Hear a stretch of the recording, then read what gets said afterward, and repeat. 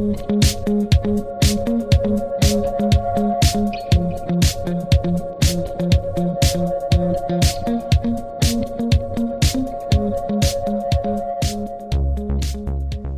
to the HealthChangers podcast presented by Cambia Health Solutions, where we share real stories of healthcare transformation from those experiencing it and those helping to make healthcare more personalized. I'm your host, Leslie. This episode is part of a special series of mini episodes highlighting our nation's caregivers in partnership with Archangels, a national movement recognizing and honoring caregivers. Until recently, there were 44 million caregivers in the United States. Now, in the midst of a global pandemic, we are all caregivers. Caregivers include medical teams, grocery workers, truck drivers, and others, working to find balance, trying to perform at work, while all at the same time not jeopardizing the care provided to their loved ones. For this special episode of HealthChangers, we hear a personal story from Laura Dyer, shared with Peggy Maguire, both from Cambia. You'll also hear a reflection of this story from Alex Drane, the co-founder of Archangels. One of my favorite quotes is a quote from Rosalind Carter, and she said, "There are four kinds of people in the world: those who have been caregivers, those who currently are caregivers, those who will be caregivers, and those who will need caregivers." We are really seeing that everyone has become a caregiver in some way. At Cambia, we broadly define caregivers to include anyone who's taking care of someone else, including their parents, including their children.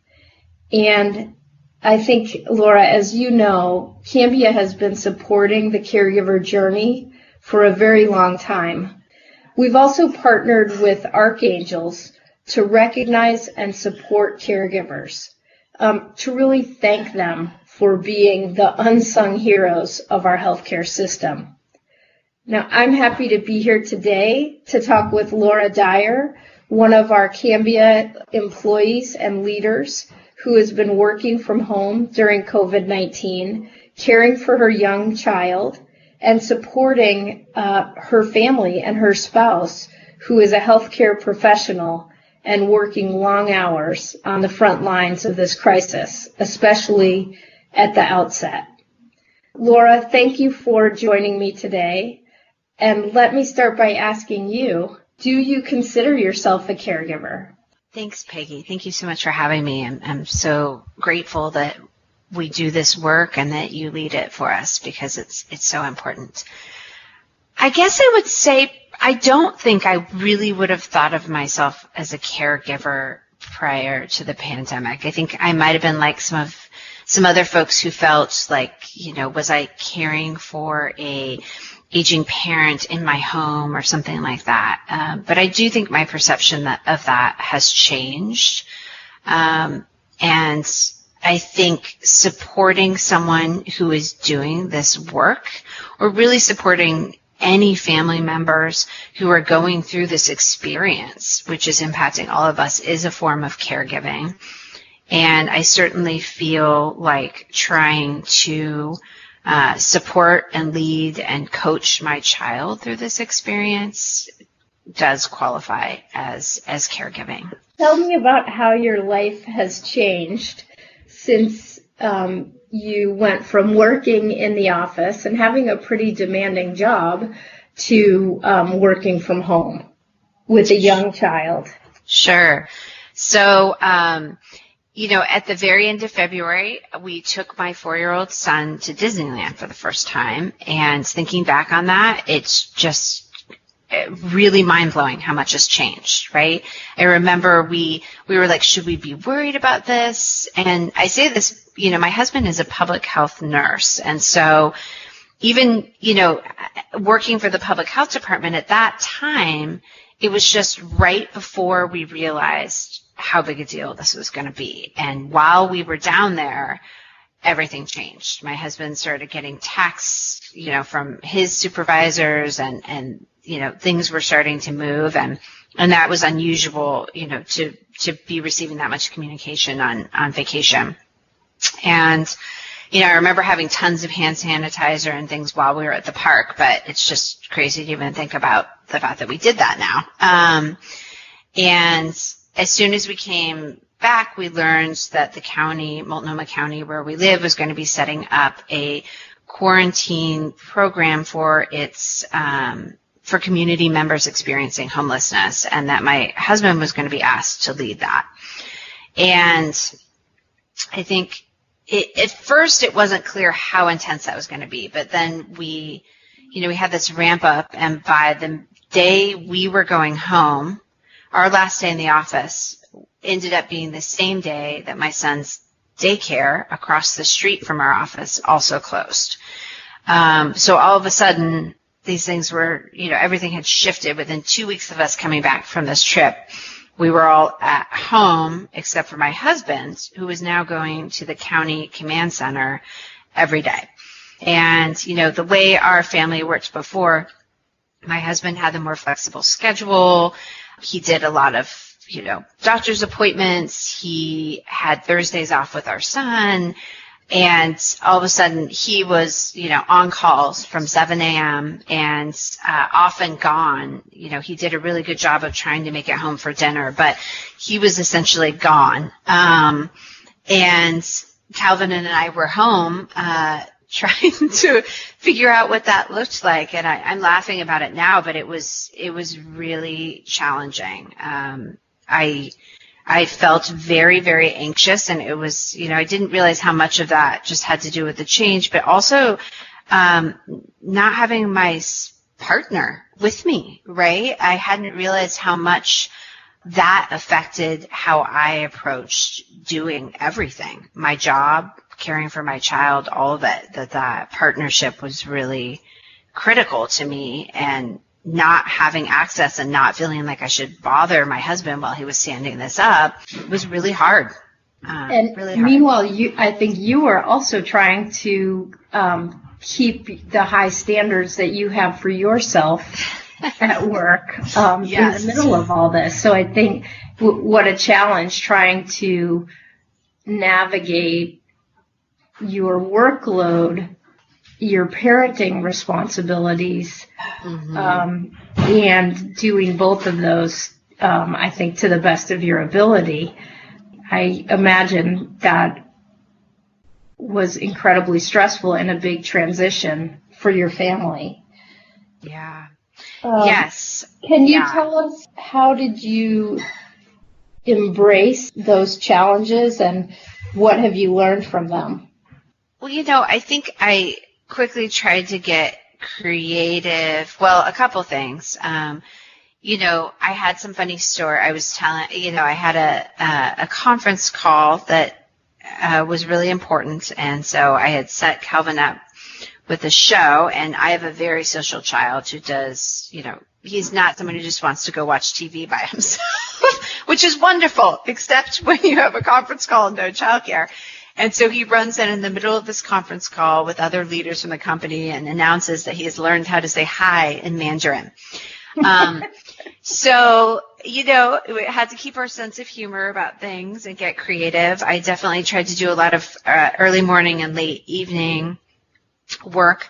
But I also want to be transparent that at some point in time I realized I can't keep the standards. I can't uphold my commitment unless I figure out some form of childcare. And so probably a week or two in, I started to look for a part-time childcare provider that I could hire to come into our home, which was a really scary proposition. And I ended up hiring someone that my husband had never even talked to, which was very different for how we parent and his role in our kids' life. But I want to be transparent that was an extreme privilege that is not available or financially attainable for a lot of people.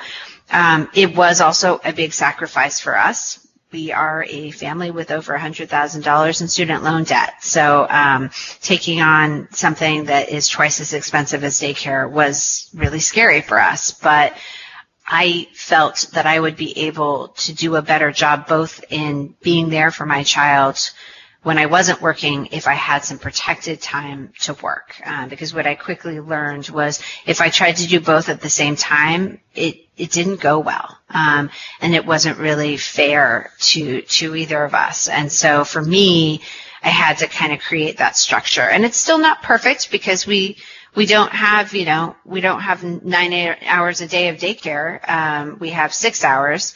And so I still do a lot of creative, how do I troubleshoot, blocking my schedule, what can I do in the evenings, etc. But we found our way to a new normal, and it took some time.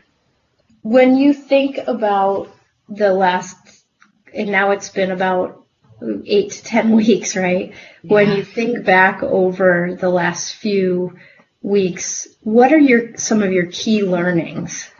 Sure.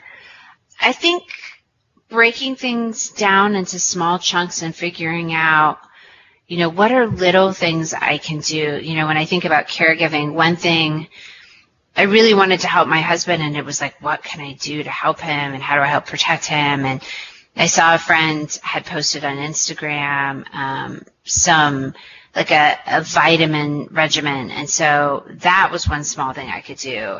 My husband has never really taken vitamins, but I asked him, I said, would you be willing to do this? Because I think it would be helpful. And he was like totally on board. And so I basically set up a little like pill container with all the vitamins and probiotics and stuff that were recommended for immune health. And that actually felt really good, to be able to do some small thing that might help. So I think just thinking about it in terms of little things, another thing we do for my son is we have a lot of theme days. So for example, we actually celebrated Halloween this Tuesday. That's great. So we do a lot of just trying to find little things that we can look forward to. I do consider that also a form of caregiving. How do we create little experiences or little kindnesses? We've baked granola for all of our neighbors to say thank you to them for being, such great neighbors. We have really great just block of people that we talk to regularly and really appreciate. So things like that are kind of how we're getting through. That's great. Let me ask you on a personal level, you've said a lot about taking care of your child, taking care of your husband, taking care of your neighbors. What are you doing to take care of yourself? That is such a good point that you mentioned. That has been one of the hardest things I have had to learn as a parent and probably in general. And I think, women in particular are really good at taking care of everyone, right? But we can't fill up other people's cups if ours are empty. So I really prioritize physical exercise for me. That is really connected to my mental health and outlook. And so I started working with a trainer in Cambia's gym about 6 months ago. And he moved to doing, still offering those services through Zoom, and I had to get creative about when I could fit them in and, do a really early morning workout, which I had never done before in my life. But guess what? Like 8 weeks later, I now can exercise first in the morning before I've even had coffee, which I never did before. So I think for me, that's been really critical, and just trying to eat as healthy as I can, trying to get rest, just the basics. But that, to me, I'm just really grateful for my physical health and being able to keep that up, even in, an unusual way. That's great, Laura. I'm glad to hear you making that a priority. And, when my kids were younger, I found that early morning exercise was really the best uninterrupted time I could find. Right. So that's great. That's great. Well, based on your experience, what advice do you have for other working parents during this time? Yeah. First, I just want to say, I see you working parents, and, it's hard to be a working parent when childcare and school is open, and this is just incredibly difficult. So I just want to offer my sympathy, kudos, support, all of it. And I think I think we just have to be gentle with ourselves and know that we are not going to be perfect parents all the time. And the most important thing is if we lose our cool or we have a hard moment, that we repair and reconnect, and that we make room for feelings. That is something I have worked on since becoming a parent. I have a child with a lot of big feelings. It turns out I'm a person with a lot of big feelings. And so I've learned a lot about that. But I think we're all going to be experiencing that right now. And so, just be compassionate with yourself and know that you get to try again every day. That's great. Yeah, it is interesting how in this time of social distancing, it is a time to take stock of the resources that you have, to think about your own strengths and then draw on them. Taking time for yourself where you need to, and then forgiving yourself and others for, for being human, right? Yeah. Because we're all under a lot of stress. Absolutely. And so I appreciate your wisdom and your approach. And, I love that you started that last answer with, I want to start by seeing working parents and understanding that we're all human and we're all doing the best we can under a very challenging situation. So thank you for talking with me today. Thank you for sharing your experience with other working parents, and I hope that it helps. I hope just, the example of us talking about this will encourage others to do the same and learn from each other how to navigate this new normal. Couldn't agree more. Thank you for doing this, Peggy, and for all of the work that you do. Thank you. Okay, take care. You too. Bye. Before we wrap up this special episode on caregiving in a COVID-19 world, we asked Alex Drane, the co-founder of Archangels, a national movement to recognize and honor caregivers, to share a little reflection on what she heard between Peggy and Laura. I invite you to listen. It is my great honor to be able to add some thoughts after that, because it was incredible. Oh my gosh, I was taking notes the entire time that I can't wait to share with others as I share this podcast. So beautifully done. So beautifully done. And I love, right out of the gate, it's just the conversation so embodied this notion of look, love, lift that we've been rolling out in collaboration with Cambia, of this idea of wherever you are, look around you. There are caregivers everywhere, and they don't look like what you would expect, and take a moment to love on them for the love that they're giving. And then give them a lift of any kind. And I thought that was probably the easiest way to frame my thoughts in response to this extraordinary piece from the two of you, which is, Laura, oh my gosh, do you embody it? You're caring for your man and his job as a paid caregiver, and yet you yourself say right in the beginning that you wouldn't have thought of yourself that way.